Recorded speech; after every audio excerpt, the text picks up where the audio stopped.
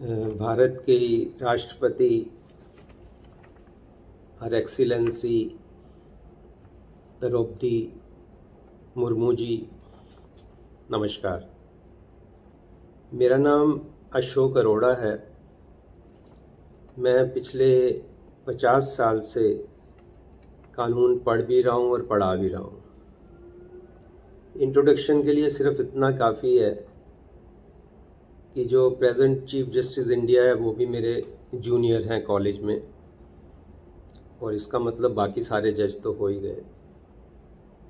सिर्फ इतना कि भारत के नहीं, दुनिया के इतिहास में भी मैं पहला और आखिरी व्यक्ति हूँ जो 3 बार डिस्ट्रिक्ट बार का और 3 बार सुप्रीम कोर्ट बार का सेक्रेटरी बना। मेरा आपसे आज निवेदन, रिक्वेस्ट, गुजारिश सिर्फ इतनी है कि इलेक्शन रिज़ल्ट 4 तारीख शाम तक आ जाएंगे। आपको अच्छे से मालूम है, ये आपकी पावर है, आपकी डिस्क्रिशन है कि आप किसको इनवाइट करते हैं सरकार बनाने के लिए। मैं जितना आपके बारे में पढ़ा है, मेरा आपके लिए बहुत आदर है, और मुझे पक्का पता है कि आपको इस बात का इल्म है, ज्ञान है और अवेयरनेस है कि भारत एक न्यूक्लियर पावर है। भारत की बागडोर एक ऐसे व्यक्ति के हाथ में होनी चाहिए जो कम से कम बैलेंस है, स्टेट्समैन है। कानून की अगर हम बात करें तो कानून के मुताबिक सिंगल लार्जेस्ट पार्टी अगर उसकी मेजॉरिटी है तो उसके लीडर को आप इनवाइट कर सकते हैं, करना भी चाहिए। सिंगल लार्जेस्ट पार्टी की अगर मेजॉरिटी नहीं है तो प्री पोल अलायंस, इलेक्शन से पहले जिनकी आपस में एक अलायंस था, उनकी अगर बनती है तो उनको भी बुला सकते हैं। अगर प्री पोल अलायंस नहीं है तो पोस्ट पोल अलायंस भी हो सकता है। पोस्ट पोल अलायंस में आपको लगे कि ये सरकार, ये पार्टी सारी मिलके एक स्थिर सरकार सबसे ज़्यादा ज़रूरी चीज़ है। और सबसे ज़रूरी चीज़ ये भी हमें याद रखना है कि single largest party is not a magic stick. ये कोई जादू की छड़ी नहीं है कि जिसकी सिंगल लार्जेस्ट पार्टी का जो भी लीडर बनेगा उसको आपने ज़रूर इनवाइट करना है। ये आपकी डिस्क्रिशन है, और ये डिस्क्रिशन, ये पावर आपको अपने अगले 3 साल में कभी इस्तेमाल करने का मौका आएगा या नहीं आएगा, ये कोई नहीं जानता है। तो ये हो सकता है ये आपके जीवन का, खाली राष्ट्रपति के टेन्योर का नहीं, आपके जीवन का ये सबसे इम्पॉर्टेंट फैसला हो। ऐसा बड़ा फैसला लेने का शायद आपको दोबारा मौका मिले या ना मिले, ये कोई नहीं जानता है। इसलिए ये बात बहुत ज़रूरी दिमाग में रखनी है। मेरे को लगता है कि हमें सबको सोचनी चाहिए। कुछ चीज़ें बहुत ज़रूरी हैं।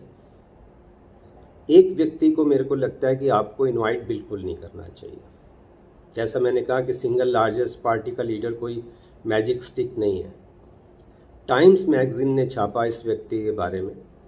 मोदी, मैं नाम ले देता हूँ जितना मुझे पसंद, नाम लेने में ठीक लग रहा है। मैं पूरा नाम लेना ही नहीं चाहता, मेरे को अच्छा नहीं लगता है। मोदी के बारे में टाइम्स मैगज़ीन ने ये छापा कि ये डिवाइडर इन चीफ है। ऑस्ट्रेलिया के न्यूज़पेपर में अभी छपा कि जिस व्यक्ति के पास पे इतने रेप के केसेस हैं, उसके लिए वोट मांग रहा था। वाशिंगटन न्यूज़ में 2 दिन पहले की खबर है कि उन्होंने कहा है यूएनओ में कि ये व्यक्ति खाली देश के लिए नहीं, पूरी दुनिया के लिए खतरा है, क्योंकि अभी भी स्पीचेस में ये बोलता है कि मैं घर में घुस के मारता हूँ। ये भाषा देखिए आप, कैसे आप उकसाते हैं, कैसे पूरे देश की नहीं दुनिया की आप शांति भंग कर रहे हैं। और इसलिए मैं कहता हूं कि ये व्यक्ति बैलेंस नहीं है। ये आपको भी पता है, आपको पक्का पता कर लें। आईबी रिपोर्ट्स जब से खिलाफ आई हैं तब से ये बौखला गया है। कभी भैंस बोलता है, कभी मंगलसूत्र बोलता है, कभी बोलता है कि आपके घर से ले जाएंगे, बिजली काट देंगे, टूटी काट देंगे, ज़्यादा बच्चे पैदा करते हैं। तो ये मैं तभी आपको कहा था मेरा 50 साल का तजुर्बा है।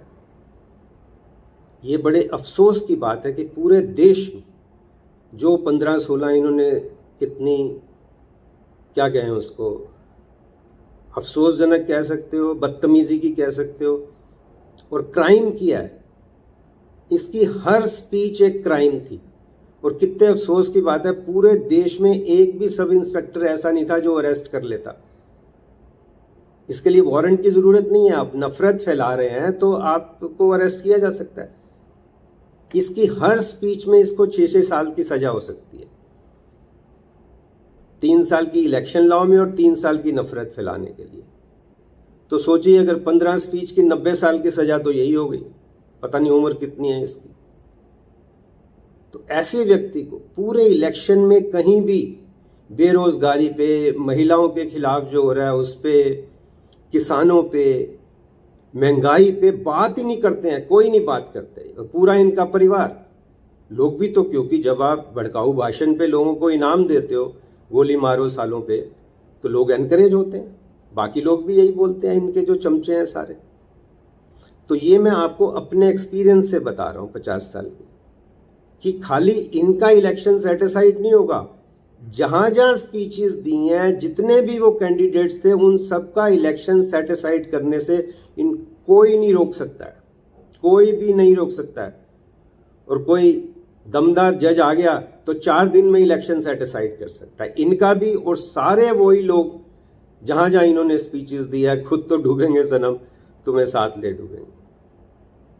तो ये चीज़ राष्ट्रपति जी, मैं आपको बहुत हाथ जोड़ के निवेदन कर रहा हूँ कि कृपया इसको आप कंसीडर करें कि क्या इसके हाथ में ये देनी चाहिए बागडोर, ऐसे व्यक्ति के हाथ में जो बिल्कुल पगला गया है। कहना भी कोई, मेरे को लगता नहीं है कि दिमाग बैलेंस नहीं है, ये तो पक्की बात है।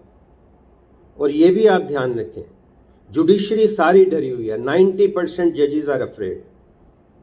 क्या हाल देश का कर दिया आपने, जब कुछ ना बन सके तो तमाशा बना दिया। पुलिस डरी हुई है, अभी तक पुलिस ने क्यों नहीं अरेस्ट किया। इलेक्शन कमीशन तो टोटल गुलाम हो चुके हैं, पूरा ज़मीर बेच चुके हैं। नहीं तो इतनी स्पीचेस पे उन्होंने रोका ही नहीं किसी ने।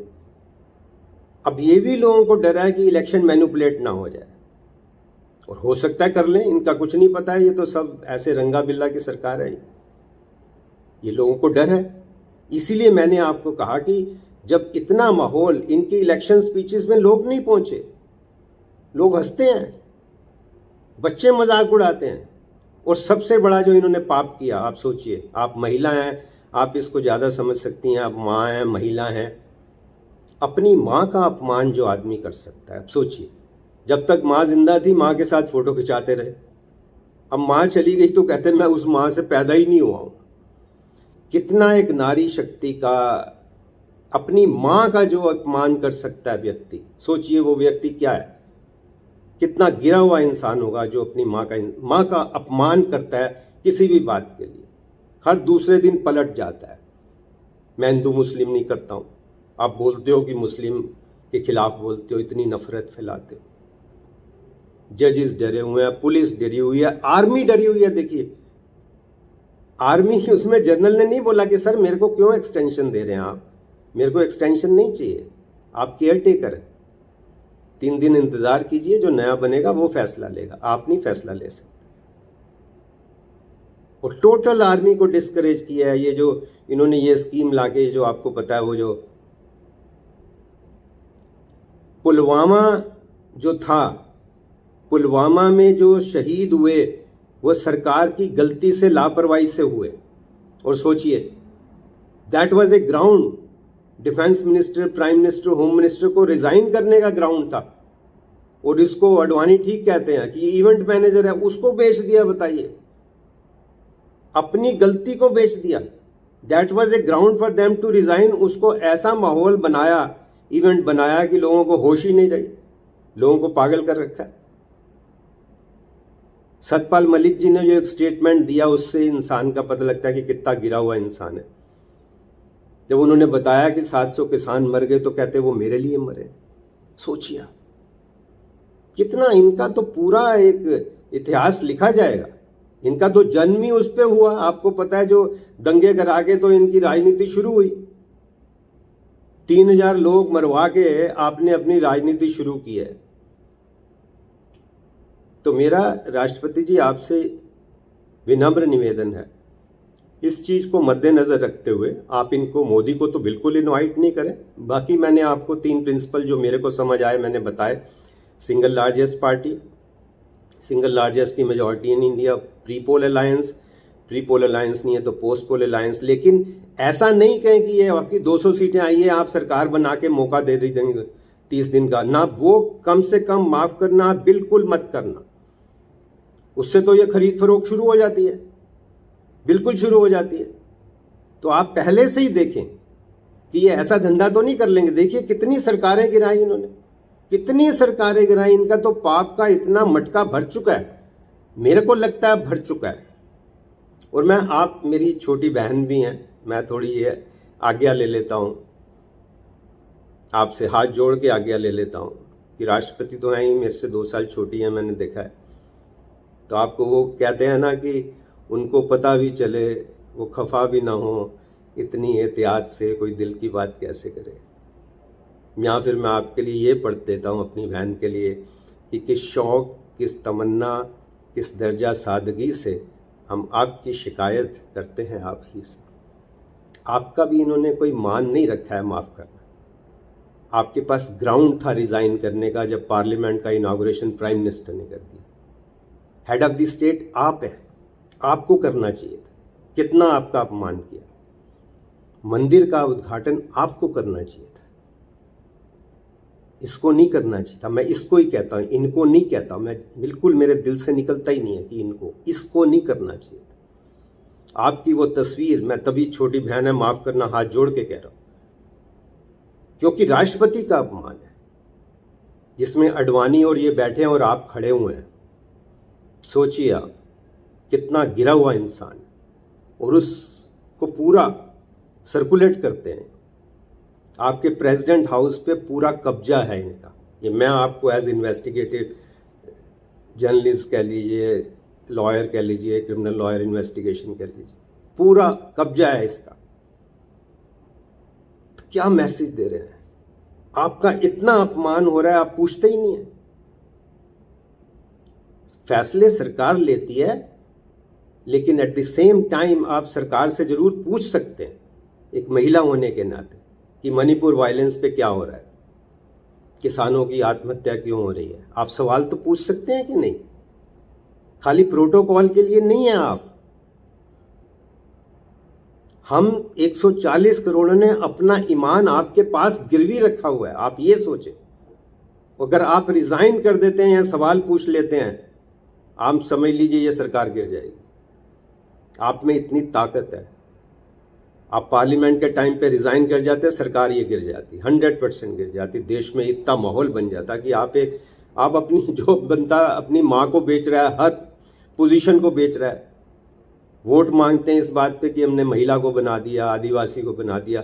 आप रोज़, मैं आपसे माफ़ी चाहता हूँ, आपका ना बोलना पूरे महिला जगत का अपमान करती हैं आप जब आप नहीं बोलती, और जब आप बोलती हैं तो पूरे महिला जगत को ताकत मिलती है। फैसला आपके हाथ में कि आपको क्या करना है। और मैं ये नहीं कह रहा मेरी बात मानो, मैंने एक लिस्ट बनाई है, कितने लोग जो ईमानदार लोग हैं, ऐसे जज हैं। आप सरकारी वकील से बात मत कर लेना। सरकारी वकील तो 90% चोर हैं, ईमान बेच चुके हैं, जैसे वो आपका तुषार मेहता, मनिंदर सिंह, आप देखिए इनकी बहस। सरकारी वकील से नहीं, सरकारी जज से नहीं। मैं आपको जज बताता हूँ जिनका एक इमेज है, justice Venkat Chalaiah, justice Santosh Hegde, justice Arjun Sikri, justice Madan Lokur, justice Kurian Joseph, justice Rohinton Nariman, justice Qureshi, justice Muralidhar, justice AP Shah, Rajeev Dhavan senior advocate. ये मैंने 10 नाम लिखे हैं आपके लिए। आप इनसे बात करें। मैं नहीं कह रहा मेरी बात माने, मैं हाथ जोड़ के सिर्फ इतना निवेदन कर रहा हूँ कि 140 करोड़ जनता के साथ आप प्लीज़ बेइंसाफ़ी मत करें। आपको ईश्वर माफ़ नहीं करेगा, आपकी खुद आत्मा भी माफ़ नहीं करेगी आप ठीक अगर डिसीज़न नहीं लेंगे। और पूरी दुनिया में जो आदमी अशांति फैला रहा है, क्या देश को कहाँ ले गए आप, उसको तो बिल्कुल इनवाइट मत करना। आपका बहुत बहुत धन्यवाद। मैं कोशिश करता हूँ कि आप तक पहुँचे, ईमेल करता हूँ आपके सेक्रेटरी को, और मैसेज यूट्यूब पे डालते हैं तो पहुँच ही जाता है। जो 2000 लोगों को पहुँचे तो मेरे को लगता है अपने आप ही पहुँच जाता है, और अगर इतना इन्वेस्टिगेशन आपका नहीं है तो बहुत अफसोस की बात है।